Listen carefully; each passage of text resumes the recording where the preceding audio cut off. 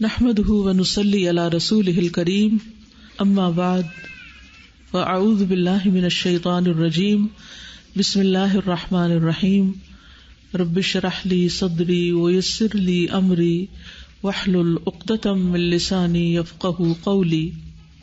جیسا کہ آپ جانتے ہیں کہ کل میری والدہ محترمہ وفات پا گئی۔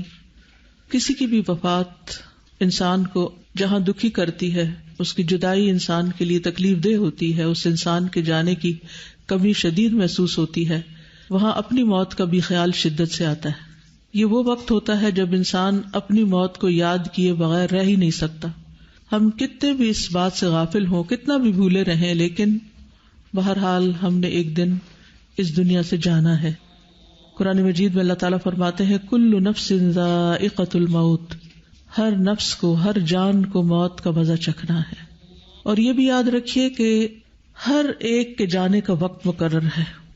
وَلَن يُؤَخِّرَ اللَّهُ نَفْسًا إِذَا جَاءَ أَجَلُهَا وَاللَّهُ خَبِيرٌ بِمَا تَعْمَلُونَ۔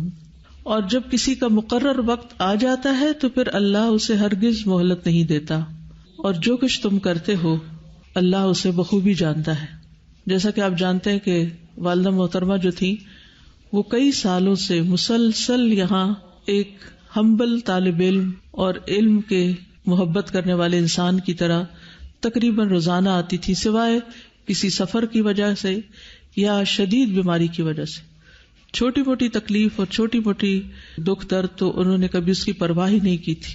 بڑھاپا بذات خود ایک بیماری بن جاتا ہے انسان کے لیے، لیکن انہوں نے کبھی اس بات کو محسوس نہیں کیا اور اپنے علم کا سفر جاری رکھا۔ بدھ کے دن وہ یہاں تشریف لائی ہیں اور حسب معمول انہوں نے اپنی کلاسز اٹینڈ کی ہیں، اور حسب معمول وہ یہاں سے واپس گئی ہیں، اور شام تک، رات تک وہ بالکل ٹھیک تھی۔ رات کچھ تھوڑی بہت طبیعت اوپر نیچے ہوئی ہے، لیکن وہ تو ایک بزرگ انسان کا معمول ہوتا ہے۔ اور صبح کے وقت ان کی طبیعت تھوڑی خراب ہوئی، اور ماشاءاللہ جیسے آپ جانتے ہیں تہجد گزار بھی تھیں اور اشراق کی نماز کی بھی بہت زیادہ پابندی کرتی تھی۔ تو ان کی پوتیاں جو تھیں وہ اسکول جا رہی تھی تو ان کو کہتی ہیں جلدی جاؤ، تم لوگ دیر کر رہے ہو۔ اور چھوٹی والی پوتی کو انہوں نے اپنے بیگ سے ٹافی نکال کے دی، اور اس کے بعد ان کے پیٹ میں شدید درد اٹھا، اور بیسیکلی وہ ہارٹ اٹیک تھا، اروٹا ڈائسیکشن تھی، جس میں ہوتا یہ کہ شارک جو ہوتی ہے دل سے نکلنے والی جو مین رگ ہے، جو ہمارے باقی سارے جسم کو بھی پھر اس کے آگے شاخیں ہو کے خون سپلائی کرتی ہے، تو وہ اوپر برین کو بھی جاتی ہے، نیچے کڈنیز تک بھی جاتی ہے، تو وہ ساری ایک طرح سے اس میں ٹیئرز آگے پھٹ گئی، اور یہ اتنا شدید پین ہوتا ہے، اتنا شدید کہ اس سے سروائیو کرنا اس کا مشکل ہوتا ہے۔ تو وہ وضو میں تھی، اسی وقت انہوں نے نماز شروع کر دی کہ اگر میں نے جانا ہی ہے تو میں نماز کی حالت میں جاؤں۔ تو بہرحال نماز پڑھتے ہوئے وہ گری ہیں، اور ان کے منہ پہ بھی چوٹ آئی اور پھر بے ہوش ہو گئی، اور پھر اس کے بعد کل ان کی ڈیتھ ہو گئی۔ اور یہ 3-4 دن پچھلے جو تھے ہاسپٹل میں مسلسل الحمدللہ ان کے بچے، ان کے بچوں کے بچے ان کے پاس رہے۔ اور میں ایک ہی بات پر غور کر رہی تھی کہ بالکل ایک نارمل لائف گزار رہی تھی، وہ اپنے روٹین کے کام کر رہی تھی، آ رہی تھی، جا رہی تھی، اور یہ صرف موت کا بہانہ تھا نا، موت کا وقت لکھا تھا وَلَن يُؤَخِّرَ اللَّهُ نَفْسًا إِذَا جَاءَ أَجَلُهَا، اور اس میں بھی جو گھنٹہ، جو منٹ، جو سیکنڈ لکھے ہوئے تھے اسی پر ہی موت کا فرشتہ آیا اور وہ دنیا سے رخصت ہو گئی۔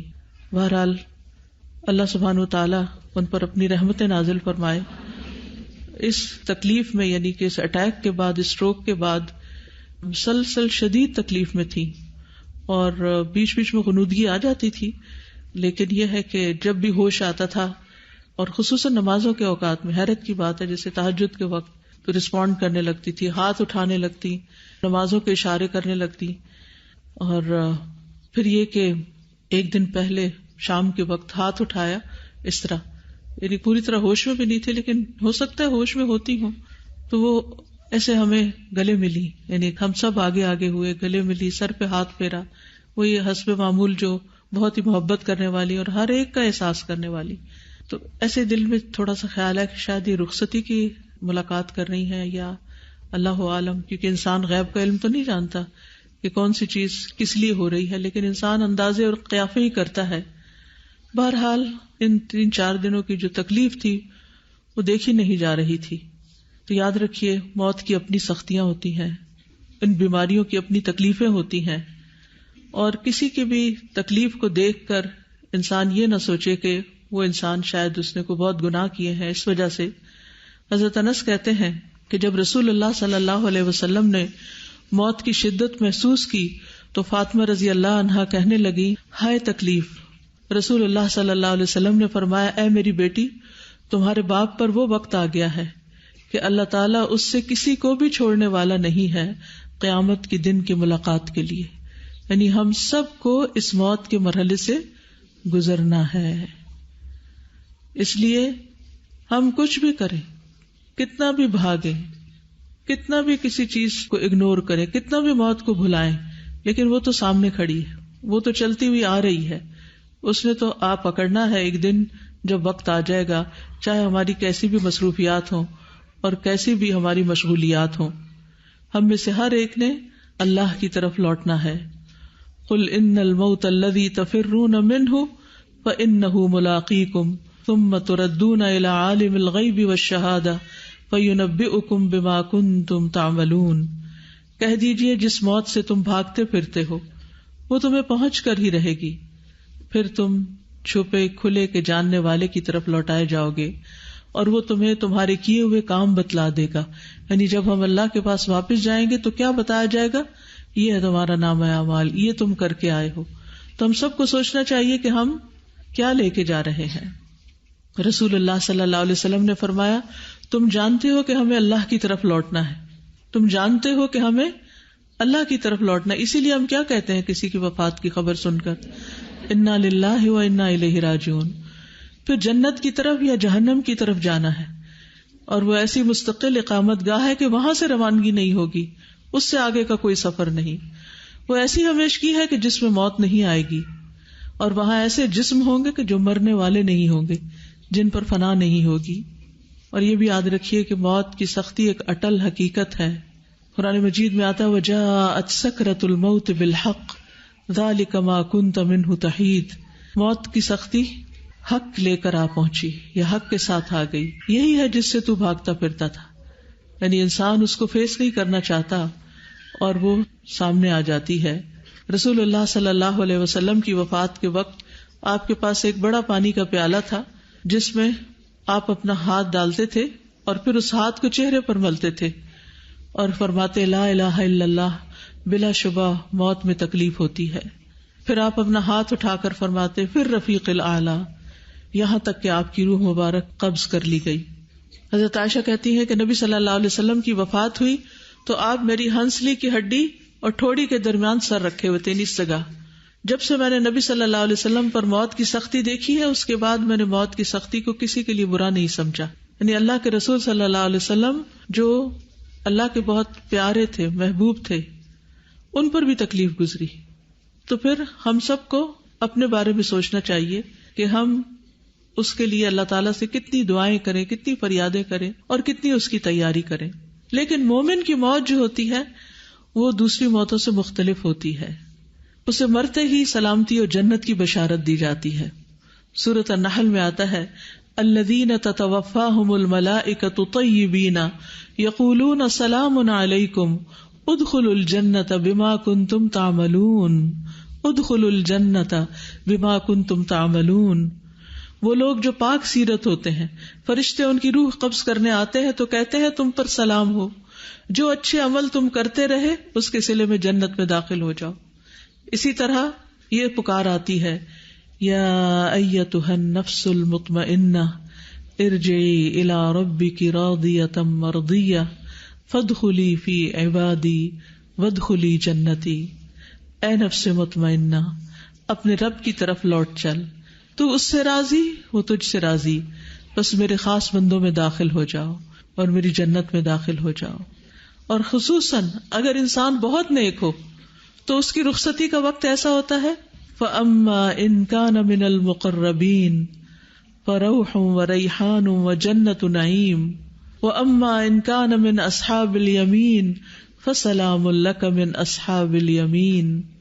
بس اگر وہ مقربین میں سے ہے تو اس کے لیے راحت عمدہ رزق اور نعمت والی جنت ہے، لیکن اگر وہ دائیں ہاتھ والوں میں سے ہوا تو تجھ پر سلام ہو کہ تو دائیں ہاتھ والوں میں سے ہے، یعنی اس کو بھی فرشتے آ کر سلام کرتے ہیں.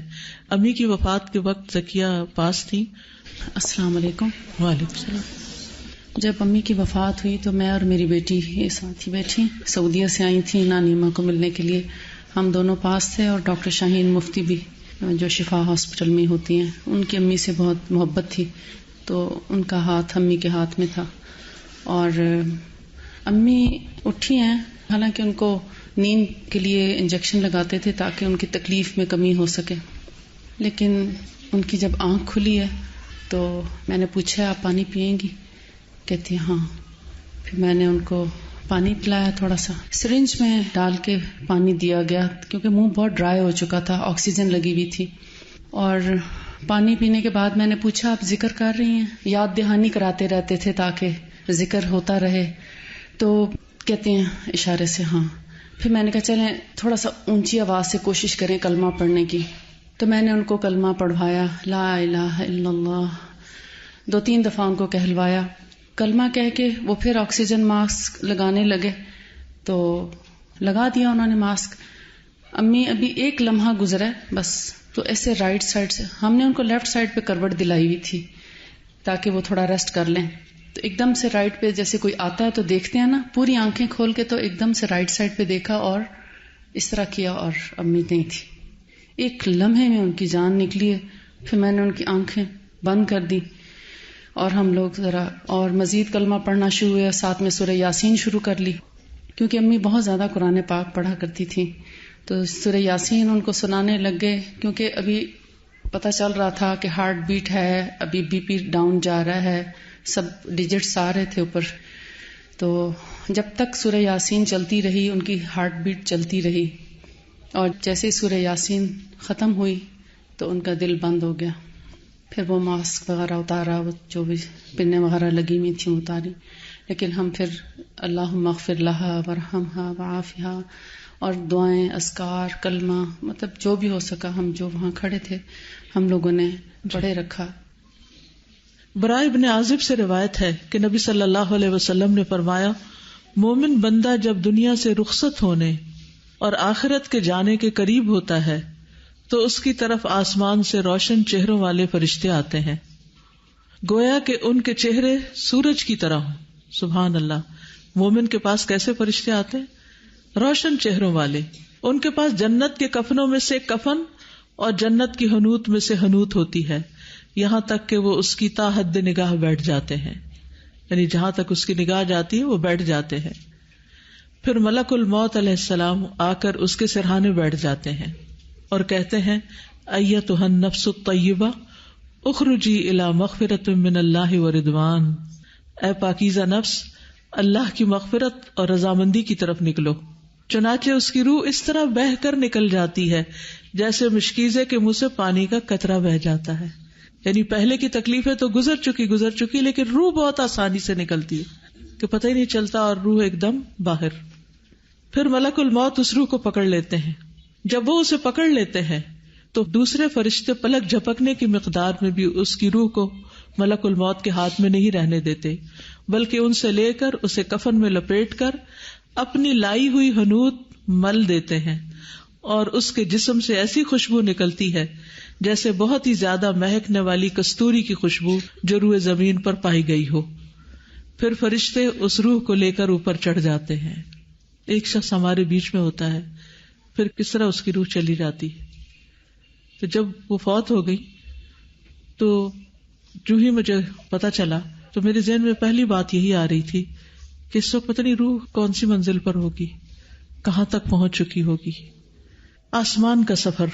برائے ابن عازب روایت کرتے ہیں کہ نبی صلی اللہ علیہ وسلم نے فرمایا، فرشتے اس روح کو لے کر اوپر چڑھ جاتے ہیں اور فرشتوں کے جس گروہ پر بھی ان کا گزر ہوتا ہے وہ گروہ پوچھتا ہے، ما ھذا الروح الطیب، یہ کتنی پاکیزہ روح ہے، یہ کس کی روح ہے. اب آپ دیکھیے کہ اگر آپ ایمان کی حالت میں زندگی بسر کرتے ہیں، نیک کام کرتے ہوئے بسر کرتے ہیں، تو روح نکلتی کیسے ہے، اور پھر کس طرح اس کو اچھے کفن میں لپیٹ کر، اور کتنے اچھے فرشتے آتے ہیں اور پھر کس طرح لے کے جاتے ہیں. اور راستے میں بھی جہاں سے گزرتی ہے فرشتوں کے گروہ جو ہیں وہ پوچھتے ہیں یہ کون پاکیزہ روح ہے. لفظ پہ غور کیجئے, ما ھذا الروح الطیب. وہ جواب میں کہتے ہیں فلاں بن فلاں, یہ فلاں کی روح ہے. اس کا بہترین نام بتاتے ہیں جس سے دنیا میں لوگ اسے پکارتے تھے, حتیٰ کہ وہ اسے لے کر آسمانی دنیا تک پہنچ جاتے ہیں. وہ اس کے لیے دروازہ کھلواتے ہیں تو ان کے لیے دروازہ کھول دیا جاتا ہے. تو ہر آسمان کے مقرب فرشتے اس کے ساتھ ساتھ چلتے ہیں اس آسمان کی طرف جو اس کے بعد آتا ہے, اور اس طرح اسے 7ویں آسمان تک پہنچا دیا جاتا ہے. یہ بات میں اس لیے دہرا رہی ہوں کہ جب موت قریب سے ہو کے گزرتی ہے تو اس کے ساتھ ہم امیجن بہتر کر سکتے ہیں کہ روح اور انسان کہاں کہاں تک جا رہا ہے. آسمان والے نیک روح کو مسلسل مرحبا کہتے رہتے ہیں, اس کے لیے وہاں ویلکم ہوتا رہتا ہے. ابو ہریرہ سے مروی ہے کہ نبی صلی اللہ علیہ وسلم نے فرمایا فرشتے مومن کی روح کو آسمان کی طرف چڑھا لے جاتے ہیں, پھر آسمان کا دروازہ کھلتا ہے, پوچھا جاتا ہے یہ کون ہے؟ کہا جاتا ہے فلاں شخص ہے. وہ کہتے ہیں مرحبا بالنفس الطیبہ کانت فی الجسد الطیب ادخلی حمیدۃ وابشری بروح وریحان ورب غیر غضبان. مرحبا پاک نفس کو جو پاک بدن میں تھی, داخل ہو جاؤ اے قابل تعریف, اور خوش ہو جاؤ اللہ کی رحمت اور خوشبو سے, اور اس رب سے جو تجھ پر ناراض نہیں. یہ ہے وہ جملہ جو ہم سب سننا چاہتے ہیں کہ ہمارا رب ہم سے ناراض نہیں. برابر اس سے یہی کہا جاتا ہے یہاں تک کہ روح اس آسمان تک پہنچتی ہے جہاں اللہ عز و جل ہے, اوپر تک چلی جاتی اعلی علیین تک. اور خصوص شہداء کی روحیں تو پھر وہ عرش کے نیچے جو قندیلیں لٹک رہی ہیں اس میں رکھی جاتی ہے. کتنا خوبصورت ہے یہ سفر, اتنا دور کا سفر, لیکن اگر انسان پاکیزہ زندگی گزارے. اور پھر خاص طور پر یہاں پاکیزہ جسم کی بات کی گئی, طہارت کا اہتمام, صفائی کا اہتمام, نمازوں کا اہتمام. ایک مسلمان جو دن میں 5 دفعہ نماز پڑھتا ہے اس کے لیے پاکیزگی کا کتنا اہتمام کرنا ہوتا ہے. صحیح طور پر استنجا کرے, صحیح طور پر اپنے جسم کو صاف رکھے, وضو صحیح طور پر کرے, نہانے کی ضرورت ہو تو صحیح طور پر نہائے. امی جان کے بارے میں بھی میں اس بات کی گواہی دیتی ہوں کہ انہیں اپنی پاکیزگی کا بہت زیادہ خیال رہتا تھا. چھوٹے چھوٹے بچے تھے, ہم 12 بہن بھائی تھے ماشاءاللہ. آج آپ دیکھیں کسی عورت کے 2 بچے بھی ہوتے تو اٹھا اٹھا کے پھینکتی کہ ہم سے نہیں پالے جاتے. اور اب تو ہم بہت مصروف ہو گئے, نماز روزہ قرآن سب کچھ بھول جاتا ہے. لیکن ہم نے نہیں ان کو کبھی دیکھا کہ کبھی قرآن کا ناغہ کیا یا کبھی نماز چھوڑی ہو. اور اگر بچے پیشاب کرتے تھے تو بار بار ہم دیکھتے تھے کہ وہ واش روم جاتی اور جا کر اپنی ٹانگیں دھو رہی ہیں اور جسم دھو رہی ہیں, کیونکہ اس زمانے میں پیمپرز کا رواج نہیں تھا اور نہ ہی کوئی ایسی فیسلٹیز ہوتی تھی. اور جس عورت کے 12 بچے ہوں, بلکہ 13 ہوئے تھے, ایک فوت ہو گیا, تو آپ سوچئے کہ وہ کتنے فریکوینٹلی ایک کے بعد ایک چھوٹا بچہ ہی نہیں, چھوٹے بچے کے بغیر گود خالی نہیں ایک طرح سے کہ جو اس ایج کو ہو, لیکن انتہا درجے کی پاکیزگی کا خیال رکھتی تھی. پھر روح کو آسمان سے دوبارہ نیچے لایا جاتا ہے. براء ابن عازب کہتے ہیں نبی صلی اللہ علیہ وسلم نے فرمایا جب روح کو 7ویں آسمان تک لے جایا جاتا ہے تو اللہ تعالیٰ فرماتے ہیں کہ میرے بندے کا نامہ اعمال علیین میں لکھ دو اور اسے واپس زمین کی طرف لے جاؤ, کیونکہ میں نے اپنے بندوں کو زمین کی مٹی سے ہی پیدا کیا, اسی میں لوٹاؤں گا, اسی سے دوبارہ نکالوں گا. چنانچہ اس کی روح جسم میں واپس لوٹا دی جاتی ہے. مومن میت جلد قبر کی طرف جانے کی خواہش رکھتی ہے, اس لیے جنازوں میں تاخیر نہیں کرنی چاہیے کہ فلاں بھی آ جائے, فلاں بھی آ جائے, وہ منہ دیکھ لے, وہ منہ دیکھ لے. ٹھیک ہے, ایک حد تک سب کا خیال کرنا چاہیے, لیکن اب لوگوں کی خاطر میت کو تو اپنے اصل مقام تک پہنچنے سے نہیں روکنا چاہیے. اسی لیے کل تقریباً 11:30 پونے 12 کے بیچ میں ڈیتھ ہوئی اور 2:45 بجے نہلا کر ان کو بالکل تیار کر کے رکھ دیا گیا تھا. آپ میں سے بہت سے لوگوں نے ماشاءاللہ دیکھا بھی, اور الحمدللہ مغرب کی نماز کے بعد جنازہ پڑھ کر ان کو دفنا دیا گیا. تو کوشش یہی تھی کہ ہر چیز سنت کے مطابق ہو اور جلد اپنی منزل تک پہنچے. نبی صلی اللہ علیہ وسلم فرماتے تھے جب جنازہ رکھا جاتا ہے پھر لوگ اسے کاندھوں پر اٹھاتے ہیں, اس وقت اگر مرنے والا نیک ہوتا ہے تو کہتا ہے قدمونی قدمونی, مجھے جلدی لے کے چلو, مجھے جلدی لے کے چلو. جب وہ دفنا دیا جاتا ہے تو باہر والوں کے قدموں کی چاپ سنتا ہے, کیونکہ روح اب کہاں ہے؟ جسم میں آ گئی ہے. اب جسم میں روح آ جائے واپس تو آپ سوچئے انسان اپنے ماحول سے ایک طرح سے جاگ اٹھتا ہے نا کہ میں یہ کہاں ہوں. تو وہ وقت کیسا ہوگا کہ جب انسان منو مٹی نیچے اپنے آپ کو پھر محسوس کرے کہ میں کہاں ہوں، اور پھر اس کے کانوں میں آواز بھی آ رہی ہو کہ سب چھوڑ کے مجھے جا رہے ہیں. اس لیے عثمان بن عفان سے روایت ہے کہ نبی صلی اللہ علیہ وسلم جب میت کی تدفین سے فارغ ہو جاتے تو اس کے پاس کچھ دیر ٹھہرتے اور فرماتے اپنے بھائی کے لیے مغفرت طلب کرو، اس کے لیے ثابت قدمی کی دعا کرو کیونکہ اب اس سے سوال ہوگا. لیکن افسوس یہ کہ ہمارے ہاں کیا ہوتا ہے، ادھر جنازہ اٹھا، ادھر ہم باتوں میں مصروف ہو گئے، آپس کی میل ملاقات میں ہم اس کو ایک سوشل گیدرنگ بنا لیتے ہیں، اور دیر کے بعد رشتہ دار ملے ہوتے ہیں. ٹھیک ہے ملنا ہے، ابھی ٹھہر کے تھوڑی دیر کے بعد بہت باتیں کر لیں، لیکن اس وقت تھوڑا سا وقار اور سکینت میں وقت گزارے.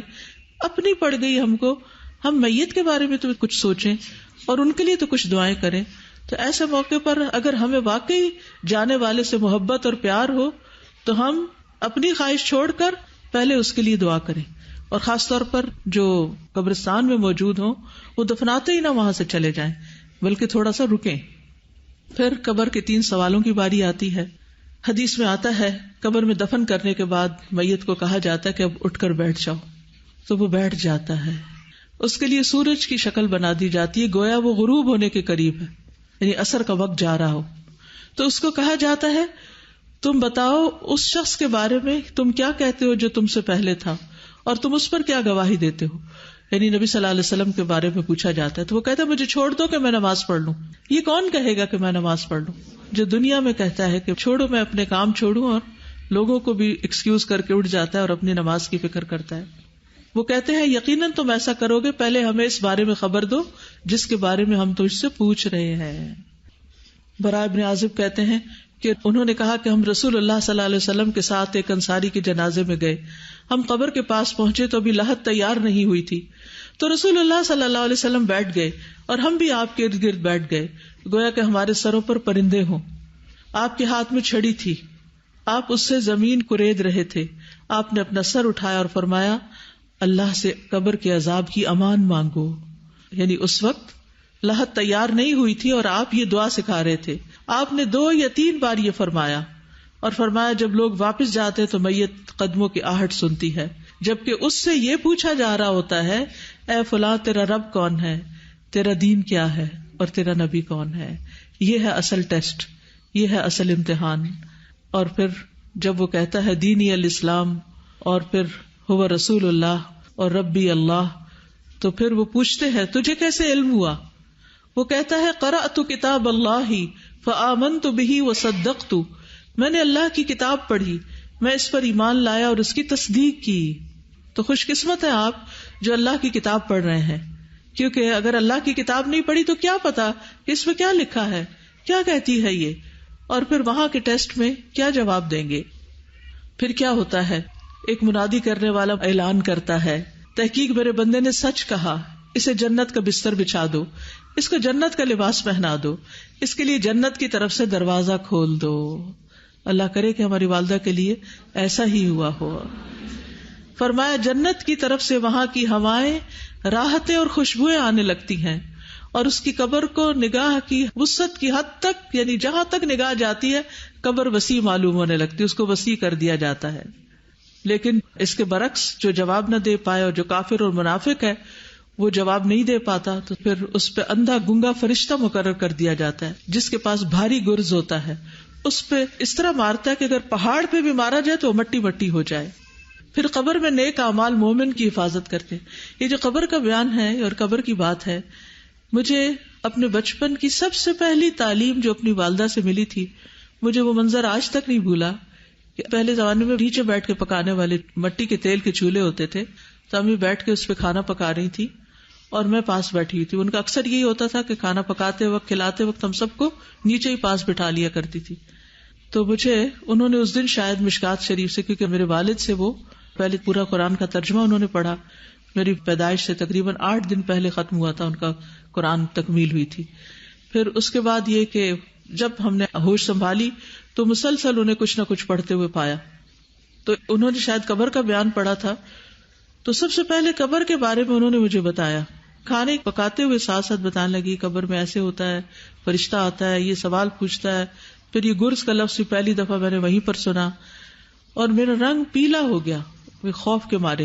ہم تو کہتے ہیں نا بچوں کو نہ بتاؤ، بچے ڈر جائیں گے. نہیں تو پھر کب بتائیں گے؟ اور اگر بچپن میں ان کے دل میں یہ باتیں نہیں بیٹھی تو بڑے ہو کر کیا بیٹھیں گی؟ پھر یہ ہوا کہ اتنے میں میرے ماموں آ گئے. مجھے یہ بھی یاد ہے، وہ کہتے تم اس کو کیا بتا رہی ہے، تم نے دیکھا نہیں اس کا رنگ کتنا پیلا ہو رہا ہے. لیکن آپ دیکھیے رات بھی یہی میں غور کر رہی تھی، من کہتی کہ وہ ماں جو ہمیشہ سے قبر کے بارے میں فکر مند رہتی تھی، آج قبر میں پہلی رات ہے ان کی.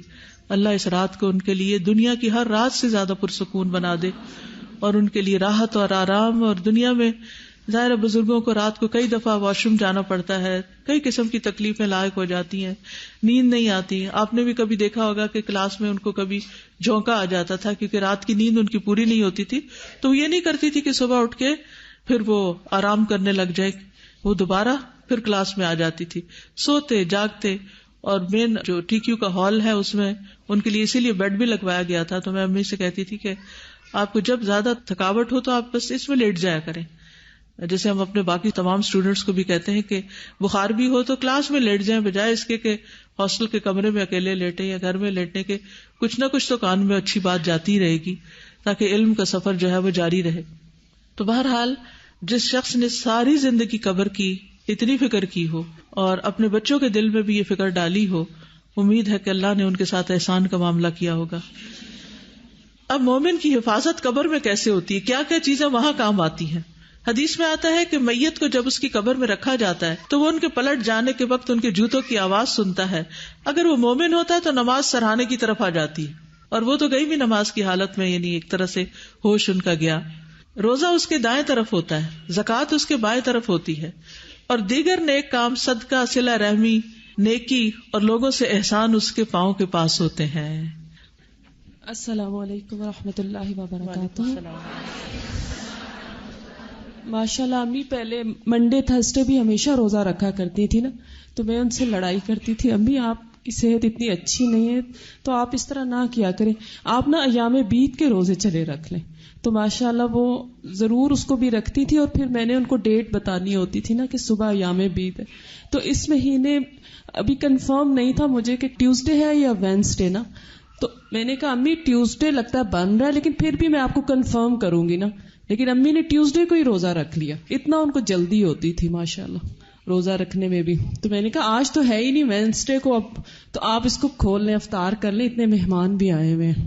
تو امی نے کہا نہیں میں اس کو ضرور کمپلیٹ کروں گی. اب تو اس آخری مہینے کے بھی انہوں نے ایام بیس کے روزے بھی رکھے تھے ماشاءاللہ انہوں نے ایام بیس. اور ہم اچھے بڑے جوان ہو کر سب کچھ ہوتے ہوئے بھی ہم سوچتے ہیں یہ کام ہے، وہ کام ہے، یہ بیماری ہے، وہ بیماری ہے، اور اس کی پابندی نہیں کرتے. پھر اس کے بعد آپ دیکھیے کہ صدقہ آج بھی عارفہ بتا رہی تھی کہ کس طرح روزانہ الہدا آ کر وہ صدقہ کرتی تھی. الحمدللہ صدقہ کی ان کی روز کی روٹین تھی، اور چونکہ میرے سے ہی وہ چینج کرواتی تھی کہ چینج میرا ختم ہو گیا صدقہ کرنے کے لیے تو وہ کرو. تو میں ان کا پرس دیکھ رہی تھی کھول کے، تو صدقے کے پیسے جو انہوں نے آنے والے دنوں میں کرنا تھا وہ موجود تھے نا، کیونکہ ان کی روٹین تھی اور وہ حدیث کے مطابق صدقہ کرتی تھی، جیسے کہ اتنا اتنا کرنا ہے جو انہوں نے بخاری میں پڑھا تھا. تو میرا ایک بہت ہی زیادہ مجھے خوشی بھی ہوئی اس بات کی کہ الحمدللہ یہ ان کا ایک انتہائی مستقل عمل تھا، اور اللہ تعالیٰ اس پہ انہیں یقیناً بہترین جزا دے گی. روزے کی بھی بات ہوئی ہے تو صرف ایام بیس کے یا منڈے اور تھرسڈے کا روزہ نہیں رکھتی تھی، ذی الحجہ کے 10 دن کے روزے، محرم کے روزے، یعنی جتنے بھی مسنون روزے ہیں وہ سارے وہ رکھتی تھیں. پچھلے جو 8 مہینے کی ان کی بیک بون کی تکلیف تھی اس کے بعد انہوں نے یعنی وہ روزے کچھ عرصہ بیچ میں چھوڑے، مگر اس بیماری کے بعد بھی جو رمضان آیا اور ہم سب نے امی سے بولا کہ آپ اتنی سخت بیماری کے بعد اٹھی ہیں تو اب جو ہے پلیز آپ روزوں کی تھوڑی سی پرہیز کر لیں. اور یہ بھی شیڈیول بتایا کہ 2 رکھیں، 1 رکھیں، 1 چھوڑ دیں، 1 رکھیں، اس طرح کریں. لیکن امی نے رمضان المبارک کے کوئی روزے نہیں چھوڑے تھے الحمدللہ. شوال کے روزے بھی رکھتی تھیں، اور وہ روزے رکھنے کے بعد میں یہ سوچ رہی تھی کہ ماشاءاللہ اتنی سخت بیماری سے وہ گزری ہیں، لیکن رمضان المبارک کا ایک روزہ بھی نہیں چھوٹا ان سے الحمدللہ، ایک بھی. اور اس رمضان میں بھی انہوں نے مکمل روزے رکھ لیے. اللہ کا بہت احسان ہے الحمدللہ. صلہ رحمی کون بتائے گا آپ میں سے صلہ رحمی کے بارے میں کہ رشتہ داروں کا کتنا خیال رکھتی تھی؟ جس دن امی بیمار ہوئی ہیں اس سے ایک دن پہلے میرے ساتھ پروگرام بنایا اور مجھے کہنے لگی کہ اس ویکنڈ پہ تم نے کہیں نہیں جانا، اس ویکنڈ پہ تم میرے ساتھ جاؤ گی، اب ہم رشتہ داروں کا حال پوچھنے جائیں گے۔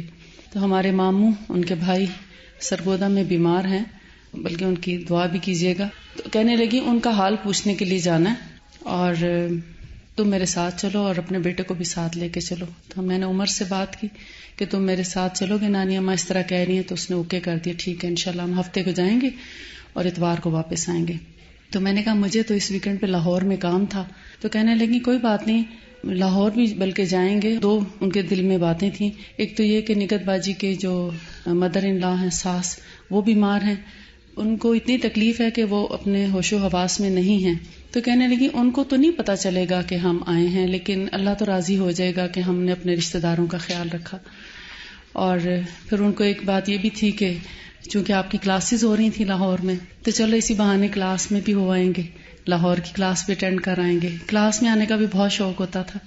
تو اس طرح وہ اپنے جتنے غریب رشتہ دار ہیں ان سب کا ان کے پاس لسٹ بنی ہوئی تھی اور ان سب کا وہ خیال کرتی تھیں۔ جتنا وہ خود کر سکتی تھیں وہ خود کرتی تھیں، اور جہاں وہ خود نہیں کر سکتی تھیں تو وہ ہمیں بھی شامل کر لیتی تھیں۔ کبھی کبھی ہم سے بھی کہتی تھی، ہم سب کو بتاتی تھی کہ فلاں کے ساتھ یہ مسئلہ ہے، اس کے بچے کی فیس دینی ہے، اس کی ضرورت پوری کرنی ہے، وہ بیمار ہے، اس کا خیال کرنا ہے، وہ بہت تکلیف میں ہے، ان کے مسائل آج کل ایسے ہو گئے ہیں۔ تو یعنی ہماری امیڈیٹ فیملی سے ہٹ کر اپنی دور دراز کے بھی جو ہمارے فیملی ممبرز ہیں سب کا ایک ایک کا ان کا خیال ہوتا تھا کہ وہ کس حال میں ہے اور ان کی کیسے مدد کرنی چاہیے اور کس طرح کریں۔ تو مالی مشکلات ہوں یا ان کے لیے کپڑوں کا انتظام، ان کے لیے دواؤں کا، ان کی جس بھی چیز کی ضرورت ہوتی تھی وہ ہمیشہ کسی کوشش میں رہتی تھی۔ کسی کا آپریشن ہے، کسی کو علاج کے لیے ضرورت ہے، یا کسی کا بچہ پیدا ہونے والا ہے، یا کسی کے ساتھ کوئی اور مسئلہ ہو گیا، تو ہر ایک کے دکھ درد کا ان کو خیال ہوتا تھا اور ہر ایک کے بارے میں وہ پوری طرح آگاہ رہتی تھی۔ اللہ تعالیٰ بلکہ میرا سورس آف انفارمیشن وہی تھی۔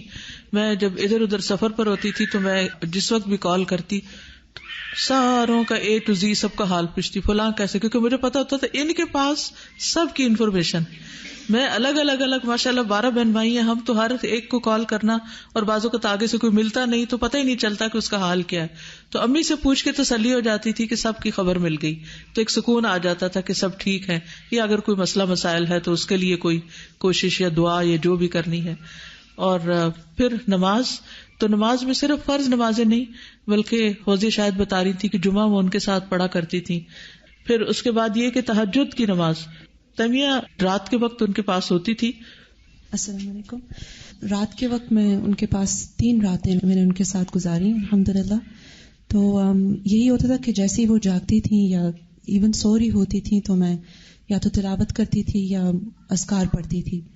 تو دوسری رات میں نے نوٹ کیا کہ تقریباً 4:30-5 بجے کہ میں تسبیحات پڑھ رہی تھی، اور جب میں نے پڑھنا شروع کیا اللہم لک الحمد انت قیم السماوات والارض ومن فیہن، تو وہ ایک دم سے الرٹ ہو گئی۔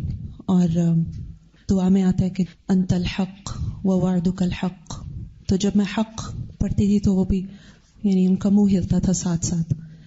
تو پھر میں نے تہجد کی، یعنی مجھے ایک دم سے خیال ہے کہ تہجد کا وقت ہے، تو میں نے سورہ آل عمران کی آخری آیات پڑھنا شروع کی۔ تو بہت سن رہی تھی وہ، پھر ہاتھ اٹھاتی تھی جیسے دعا پڑھ رہی ہوں۔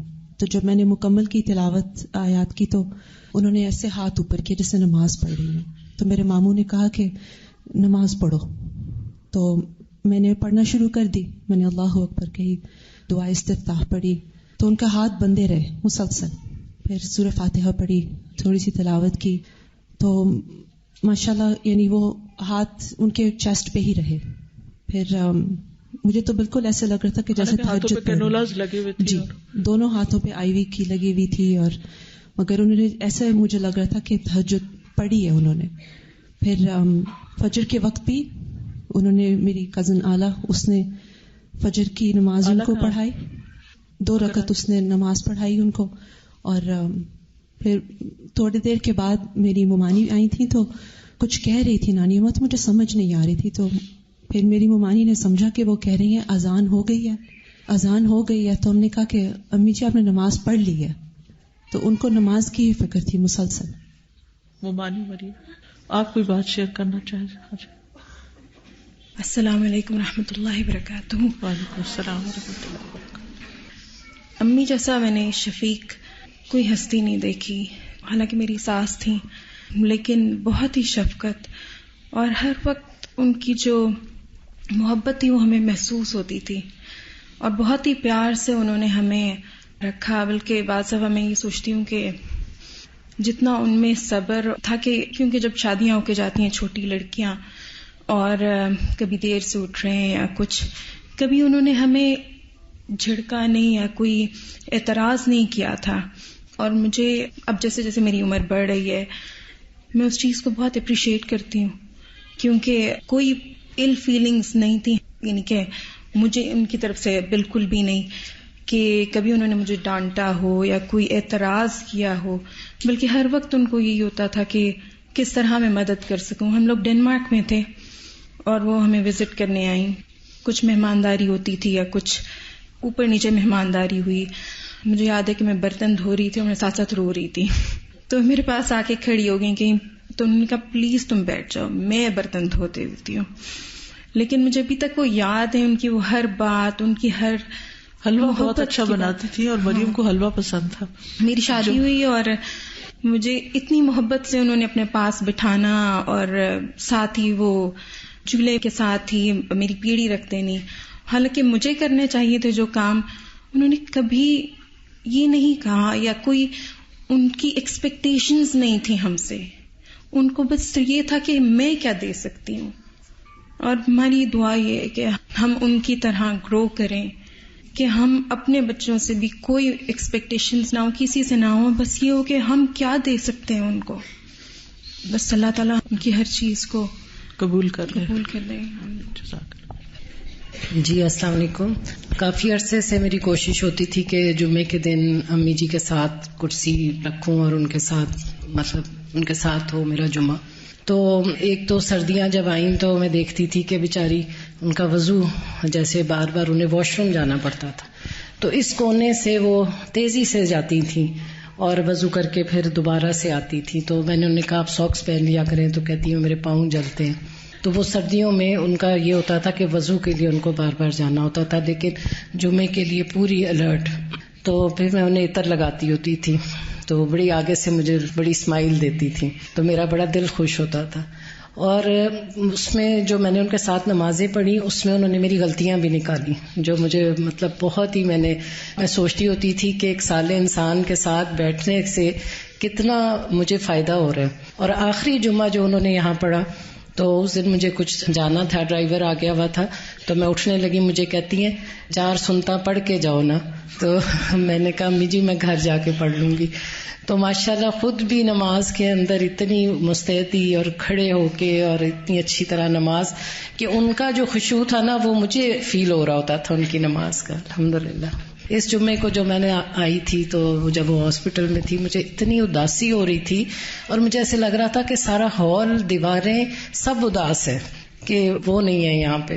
جو شخص مستقل نماز ایک جگہ پر پڑھتا ہے اور پھر وہ نہیں ہوتا تو فرشتے اس کو ڈھونڈتے ہیں. جمعے کے بارے میں تھوڑا سا عرض کروں گی کہ ابھی جب جمعہ آیا، جب وہ بیمار تھیں ہاسپٹل میں تھیں، تو میری بہن آئی ساجدہ اپنے ہسبینڈ کے ساتھ پوچھنے کے لیے. تو انہوں نے آپس میں ذکر کیا کہ جمعہ کتنے بجے ہے، تو ان کے کان میں جمعے کا لفظ پڑ گیا. انہوں نے سن لیا کہ آج جمعہ ہے، تو ہاسپٹل کے بیڈ پہ اتنی شدید تکلیف میں تھیں، اس کے باوجود ایک دم سے آنکھیں پوری طرح کھولی اور الرٹ ہو گئی کہ اچھا جمعہ ہے. اور ایک لمحے کے بعد انہوں نے پھر نماز شروع کر دی، اپنی طرف سے وہ جمعہ پڑھ رہی تھی. تو وہ پورے اشارے کیے، اس کے بعد رکوع سجدے کا اور پھر سلام پھیرنے کا پورا اشارہ کیا. اس کے بعد بھی کچھ پڑھ رہی تھیں. تو پھر میں نے تھوڑی دیر بعد پوچھا امی جی آپ نے نماز پڑھ لی؟ تو کہتی ہے ہاں بس 4 فرض پڑھے ہیں. لیکن ان اتنا اہتمام کرتی تھیں. اللہ تعالیٰ ہمیں بھی توفیق عطا فرمائے. تو بات یہ ہو رہی تھی کہ انسان جو نیک عمل کرتا ہے، صدقہ، صلہ رحمی، نیکی اور لوگوں سے احسان، اس کے دونوں پاؤں کے پاس ہوتے ہیں، یعنی قبر میں اس کی حفاظت کرتے ہیں. سر کے پاس سے کوئی چیز آنے لگتی ہے تو نماز کہتی ہے میری طرف سے آنے کا راستہ نہیں، دائیں طرف سے کوئی چیز آنے لگتی ہے تو روزہ کہتا ہے میری طرف سے آنے کا رستہ نہیں. بائیں طرف سے آیا جاتا تو زکوٰۃ کہتی ہے میری طرف سے آنے کا رستہ نہیں. پھر دونوں پاؤں کی طرف سے کوئی چیز آنے لگتی ہے تو نیک اعمال, صدقہ, صلہ رحمی اور لوگوں سے اچھا سلوک, وہ کہتا ہے کہ میری طرف آنے کا کوئی راستہ نہیں. طبرانی کی روایت میں ہے آدمی کے پاس اس کی قبر میں آیا جاتا ہے, بس اس کے سرہانے کی طرف سے آیا جاتا ہے تو اس کو قرآن کی تلاوت دھکیل دیتی ہے. اب یہ نماز کے علاوہ قرآن کی تلاوت, آپ کو معلوم ہوگا کہ وہ روزانہ کتنا قرآن پڑھتی تھی. جی سائدہ اپنی انسپریشن بھی بتاؤ. السلام علیکم ورحمۃ اللہ وبرکاتہ. مجھے ایک چیز اس لیے بھی آج کل امی جان سے زیادہ ذرا تعلق اس طرح سے رہا کہ میری مدر ان لا کا انتقال ہوا تو اس پہ حالانکہ ایام 20 کے روزے تھے, آ کے بیٹھی رہتی تھیں, ہر چیز سنتی تھیں اور میں کہتی تھی لیٹ جائیں, لیٹتی نہیں تھیں, بیٹھی پڑھتی رہتی تھیں, ملاقات کرتی تھیں. تو اس میں چھوٹی بہن نے ذکر کیا کہ آپ کی ساس کا انتقال تو بالکل ایسے ہوا ہے جیسے نبی صلی اللہ علیہ وسلم کا, کہ بدھ والے دن تکلیف شروع ہوئی اور پیر کو انتقال ہوا. بس یہ بات انہوں نے سن لی اور پھر اس کے بعد یہ کہنا شروع ہو گئی میں نے بھی سنت کے مطابق مرنا ہے. اور ایگزیکٹلی جس طرح میری مدر ان لا گو تھرو ہوئی اسی طرح سے جیسے لگتا ہے انہوں نے اس وقت دعا کی اور اللہ سبحانہ ہوا تعالیٰ نے وہ قبول کر لی. اور ہم بہنوں دونوں کو یہ تھا کہ انہوں نے نا پیر کو چلے جانا ہے, یعنی دل میں تھا. اب میں شروع سے سب کو ایسے بتا رہی تھی کہ ایسا دیکھو ہو سکتا ہے. تو بہرحال ایک تو یہ بہت زیادہ شوق, میں بچپن سے سنتی آتی تھی کہ امی جی نا صبح صبح اگر کوئی چیز ہوتی ہائے میری منزل رہ گئی ہے, میری منزل رہ گئی. تو ایک دن میں نے بٹھا لیا, میں پوچھا امی جی آپ منزل کیا ہوتا ہے نا, تو پھر انہوں نے مجھے ایک دن بتایا کہ میں بہت بیمار ہو گئی تھی جس میں ان کے کڈنیز فیل ہو گئے, اور اس میں انہیں کسی نے بتایا بی بی آپ نا 7 قرآن پڑھیں اور 7 دن میں مکمل ہوتا نا قرآن, اس طرح پڑھیں. پھر انہوں نے اپنی روٹین بنا لی کہ میں منزل پڑھوں, اور یہ میری بہت بڑی جو ہے انسپریشن تھی کہ میں بھی ایسے قرآن پڑھ سکوں. پھر ان کے روٹین میں سورۃ البقرہ اور سورۃ آل عمران کی تلاوت رہی. پھر جب وہ بیمار ہوئی, ابھی جب کمر کی بہت تکلیف ہوئی, تو سورۃ البقرہ انہوں نے کبھی نہیں چھوڑی. ان کو یہ ہوتا تھا کہ یہ بادل کے 2 سائے ہوں گے, حشر والے دن میرے اوپر ہوں گے, اور میں یہ اس کو اپنی زندگی کا جب بھی آپ دیکھیں کہ لیٹی یا ان کے ہاتھ میں سپارہ ہوتا, میرے گھر بھی آتی نماز پڑھ کے اگر کوئی نا پاس بیٹھا ہوتا اپنا سپارہ کھول لیتی اور سورۃ البقرہ جو ہے اس کی تلاوت شروع کر دیتی. یہ نہیں ہے کہ صرف وہ, بلکہ ریگولر قرآن کی تلاوت. جب تک ہمت رہی وہ منزل بھی ساتھ پڑھتی رہی اور ساتھ ساتھ جو ہے وہ سورۃ البقرہ اور سورۃ آل عمران بھی پڑھتی رہی. تو اس سے پھر جب میں نے بھی وہ سلسلہ شروع کیا تو مجھے پوچھتی تھی اچھا تو کتنا پڑھے ہے, یعنی ایک ہوتا نا کہ آپ کتنا پڑھ رہی ہو, کیا کر رہی ہو, اور اچھا تسبیح پہ کیا پڑھ رہی ہو. یہ جو شوق تھا نا ان لوگوں کا, مدر ان لا کا بھی اور میری امی کا بھی, کہ یہ کیا ہے تاکہ میں بھی یہ اتنا کر سکوں.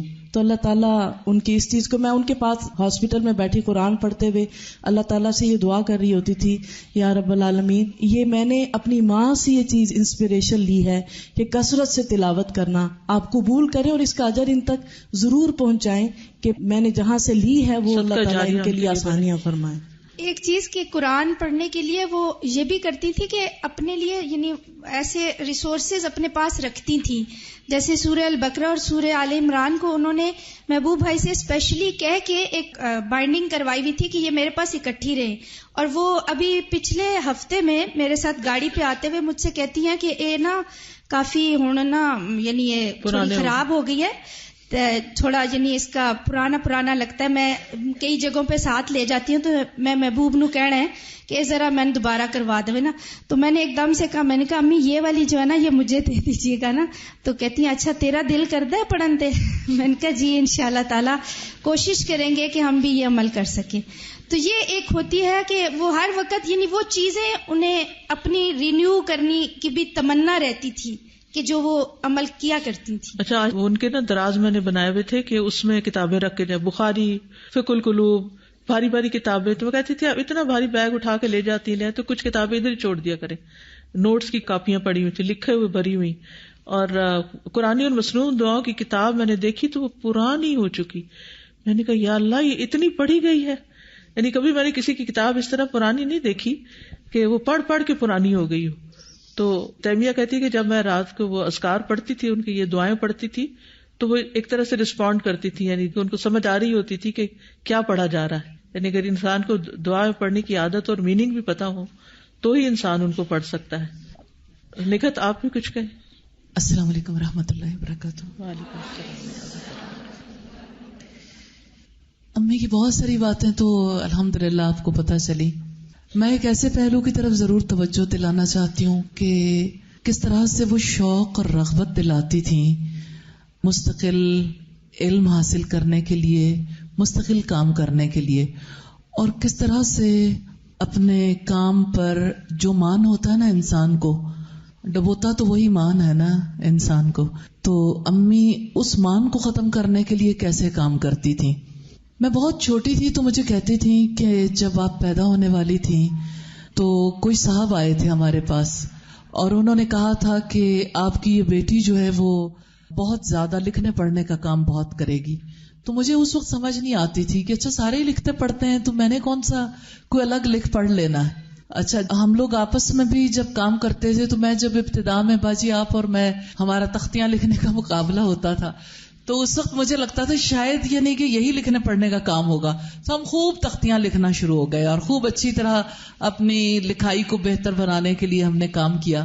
تو مجھے لگا کہ شاید یعنی یہی کام ہے. لیکن جب میں بڑی ہوئی تو وہ مجھے کبھی یہ میسج دینے سے نہیں رکتی تھی کہ دیکھو میں نے تو یہ سنا تھا کہ تم نے کافی پڑھنے لکھنے کا کام کرنا ہے.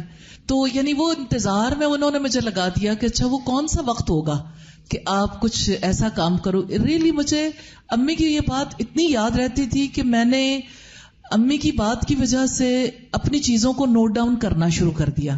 لکھتی تھی ایک یہ بات تھی. پھر میں ایسے لوگوں کے پاس خاص طور پر جاتی تھی جو لوگ زیادہ لکھنے کی یعنی انہیں مہارت بھی تھی اور بہت جن کا زندگیوں پر اثر بھی تھا.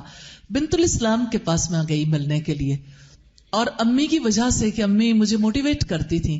بنت الاسلام کے پاس میں گئی تو میں نے ان سے پوچھا کہ اچھا آپ یہ بتائیے کہ آپ نے اتنی پیاری کتابیں لکھی ہیں، ہم انہیں پڑھ کر اتنا زیادہ اچھا ہم پر اثر ہوتا ہے، زندگی بے بندگی شرمندگی اور اسی طرح زبان کی حفاظت اور بہت ساری پیاری پیاری کتابیں اچھی بہت لگتی تھی. سادگی بہت تھی ان کی طرز بیاں میں اور لکھنے میں. لاہور کالج یونیورسٹی ہے جو اس کی ہیڈ آف دی ڈپارٹمنٹ تھی. میں لاہور کالج یونیورسٹی میں بھی ان کے پاس ملنے کے لیے گئی.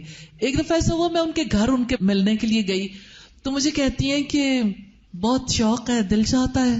تو میں آپ کو بتاتی ہوں کہ پھر اس کا طریقہ کیا ہے. میں یوں کرتی ہوں کہ میں نے جو کام بھی کرنا ہوتا، میں کھانا بناؤں کچھ کروں تو میں نے ایک چھوٹا سا کلپ بورڈ رکھا ہوا ہے اپنے پاس.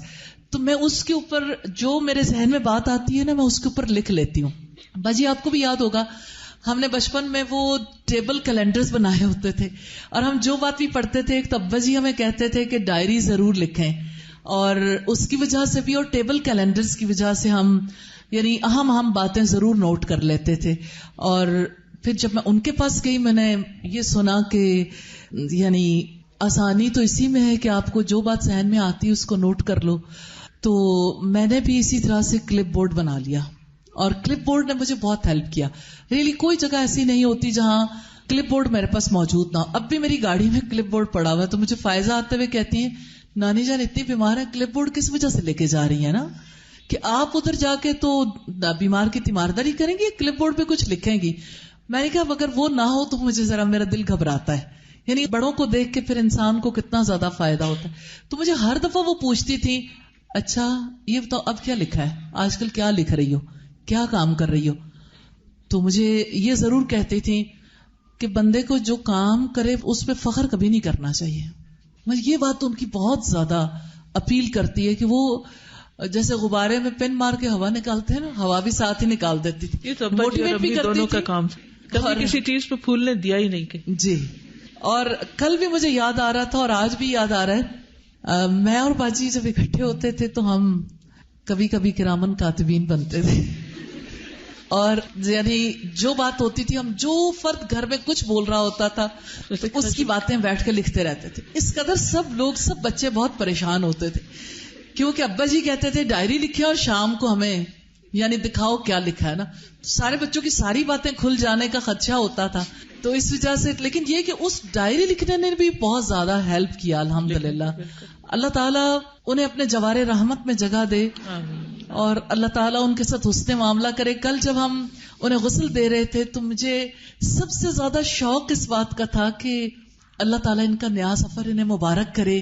تو ہم نئے سفر کے لیے تیار کر رہے ہیں تو مجھے بار بار یہی بات یاد آتی تھی کہ اچھا میں جب چھوٹی تھی تو کس طرح سارے بہن بھائیوں کو ہم نے, آپ کو بجے یاد ہوگا, رات میں امی ہمیں نہلانا شروع کرتی تھی اور ہم بہت سارے بہن بھائی تھے, تو یعنی ایک کو نہلا کے بستر میں, دوسرا نہلایا بستر میں, تیسرا نہلایا بستر, اور مستقل یعنی ہم سب کی باریاں لگی ہوئی ہوتی تھیں. اور جب ہم بڑے ہو گئے پھر ہماری باریاں لگ گئیں کہ ہم نہلوائیں. ہاں بالکل, الحمدللہ. اور یعنی صفائی کا بہت زیادہ خیال رکھتی تھی. اور میرے بال زیادہ گھنے تھے بچپن میں, تو مجھے کہتی تھی میں نے تمہارے بال کاٹ دینے, نیچے سے کاٹوں کی بال کے تم نے بال جو ہے نا بہت زیادہ سیدھے کر کے رکھو, اور الجھے ہوئے بالوں کو پسند نہیں کرتی تھی. تو کل مجھے غسل کرواتے ہوئے یہی ہو رہا تھا, جب میں مسلسل, زکیہ بھی میرے ساتھ تھی, ساجدہ, ساری بہنیں ماشاءاللہ, بھانجیاں بھی لگی ہوئی تھی, تو میں سب کو کہہ رہی تھی ایک باؤل یعنی پانی کا ہی ڈال دو کہ یہ تمہارے لیے بہت بڑا اجر ہے.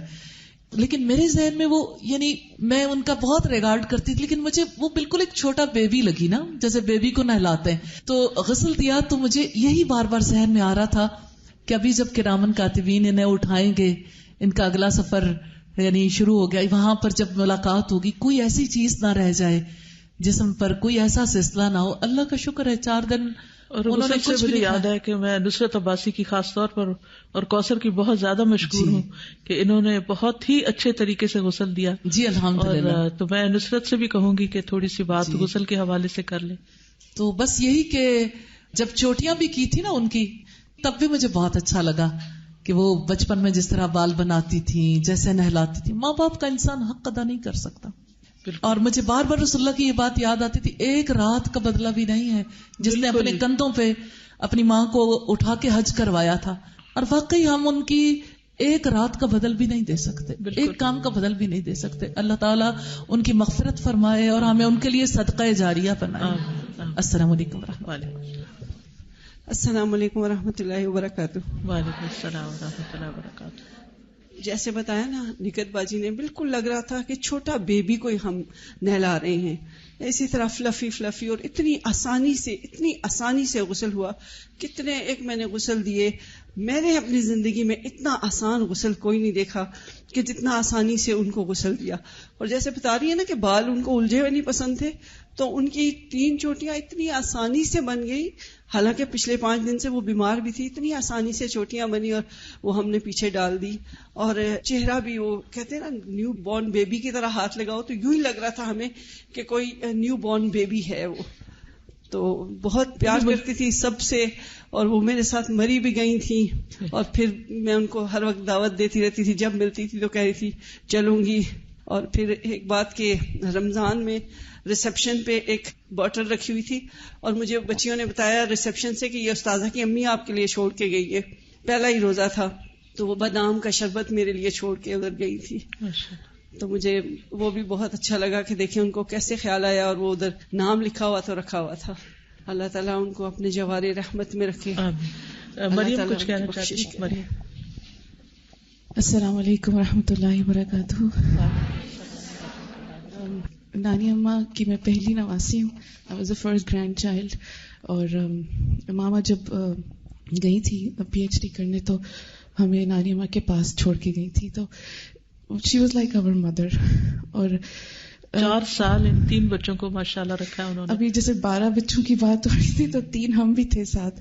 تو میں کہتی ہوں کہ جو تربیت انہوں نے ہمیں حیا کی اور ایک ماڈسٹی کی دی تھی, میں نے انہی سے سیکھی. اب یقین کریں کہ ابھی تک ہمیں ڈانٹ پڑتی تھی اگر ہم ہاف سلیوز پہن کے آ جائیں یا کوئی ایسے کپڑے کے پجامہ سی تھرو ہو, اے کی پایا تو فوراً احساس دلاتی تھی. اور اپنا حجاب کا تو میرا بھائی چھوٹا نا ان کو تنگ کرتا تھا, نانی اماں آپ اتنی بوڑھی ہو گئی ابھی تک آپ نقاب کرتی ہیں, اتارنا آپ پہ فرض نہیں ہے. تو کہتے اے تو کی کہندا ہے, میں تو کرا دی.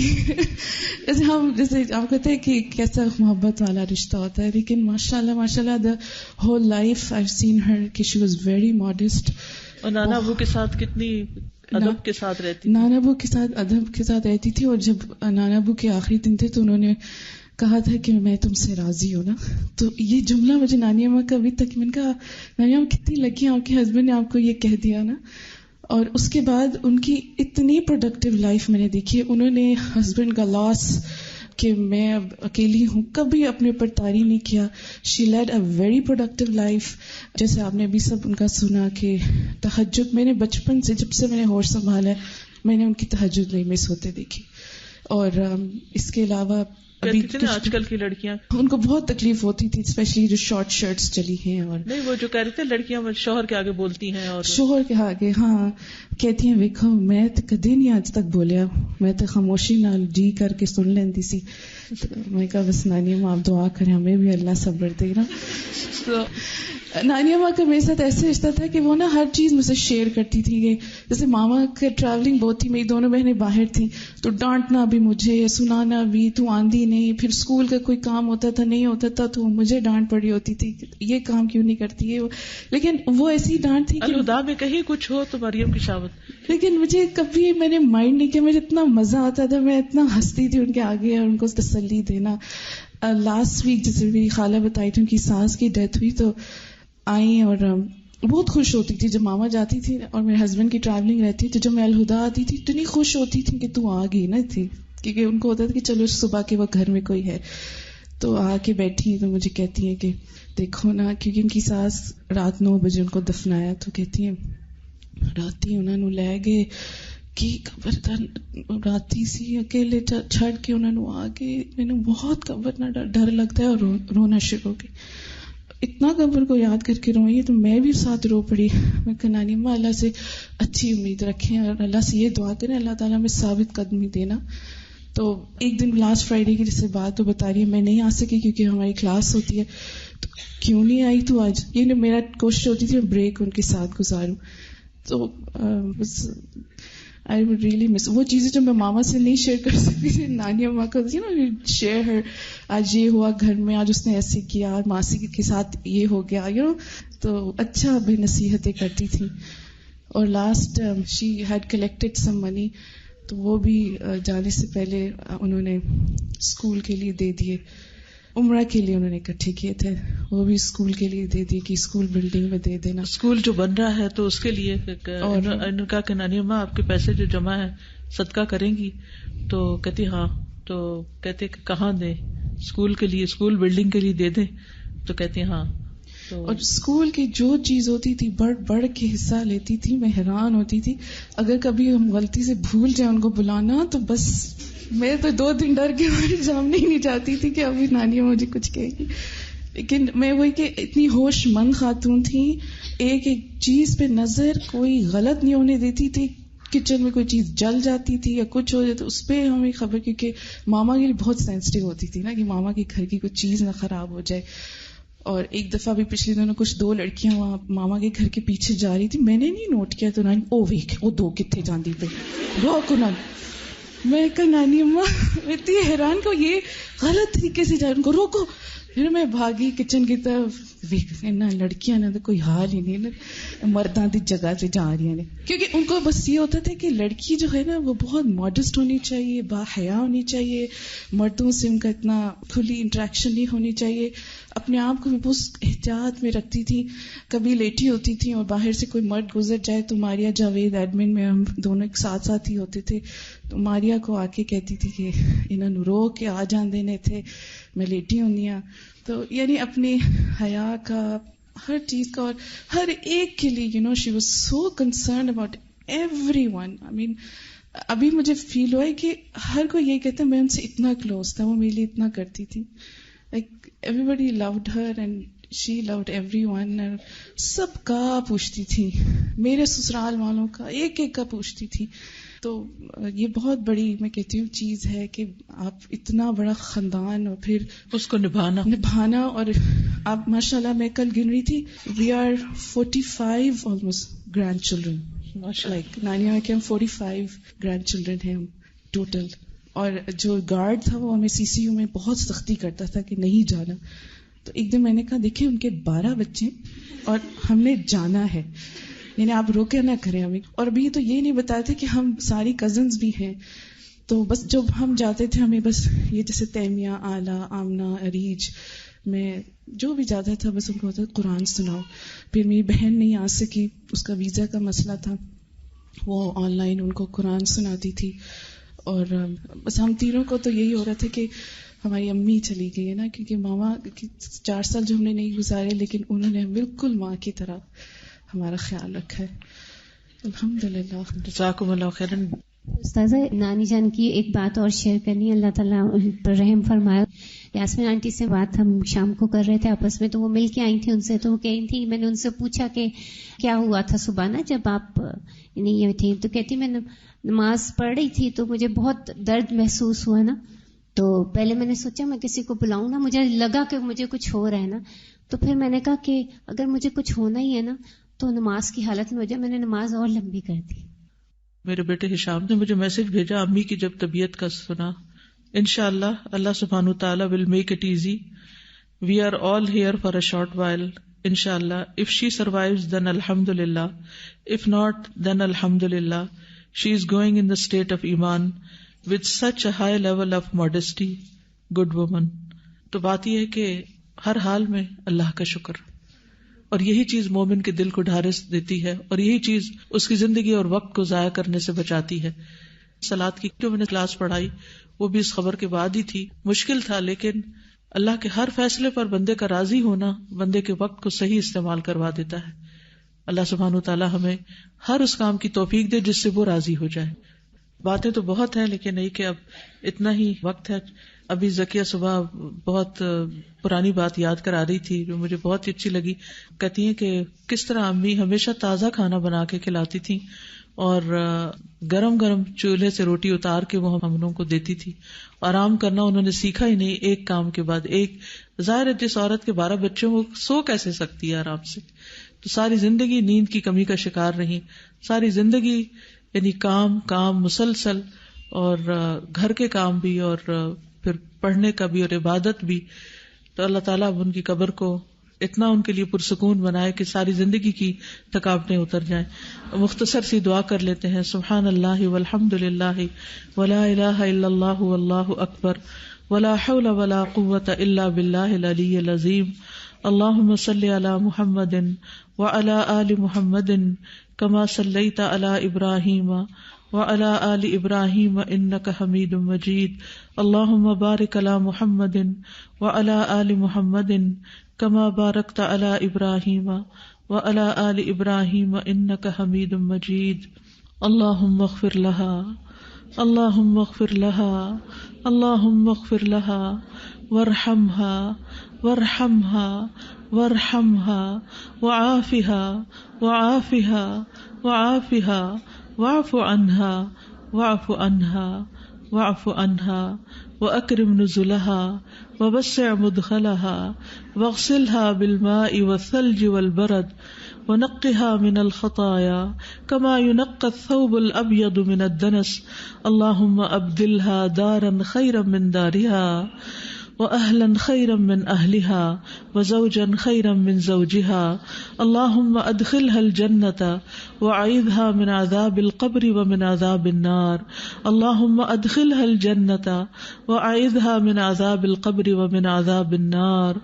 اللهم أدخلها الجنة وأعيذها من عذاب القبر ومن عذاب النار. وأعذها من عذاب القبر ومن عذاب النار. وأعذها من عذاب القبر ومن عذاب النار. ربنا تقبل منا إنك أنت السميع العليم وتب علينا إنك أنت التواب الرحيم. وصلى الله تعالى على خير خلقه محمد وعلى آله وأصحابه وأهل بيته أجمعين برحمتك يا أرحم الراحمين. الہی آمین. اس دعا میں جو آتا ہے نا وزوجا خیرا من زوجہا، اس کا یہ مطلب نہیں کہ اگر ان کا کوئی پہلا شوہر ہے تو اس کی بجائے کوئی اور شوہر ان کو وہاں دے دیں. جیسا کہ آپ جانتے ہیں کہ جب روح جاتی ہے علیین میں تو وہاں جو پہلے سے گئی ہوئی خلق الروح پڑی تھی نا فقہ القلوب میں، وہاں آپ کو یاد ہوگا کہ یہ سارا مسئلہ اچھی طرح واضح ہوا تھا حدیث کی روح سے کہ پہلے سے جو روحیں وہاں ہوتی ہیں، جیسے میرے والد کی وفات ہوئی ہے تو جو بعد میں نیک روح جاتی ہے وہ پہلے والوں سے جا کے ملاقات کرتی اور جب جاتے ہیں تو وہ دنیا والوں کے حال پوچھتے ہیں تو ان کو کہتے ہیں کہ ابھی ٹھہر جاؤ، یہ غم میں مبتلا ہے. یعنی جو جانے والی روح ہوتی ہے، فوت ہوتی ہے، وہ بھی غم میں مبتلا ہوتی ہے، کیونکہ وہ پیچھے بھی تو دنیا چھوڑ کے آئی ہوتی ہے نا، اپنے پیاروں کو چھوڑ کے آئی ہوتی ہے اور ایک نئی دنیا میں.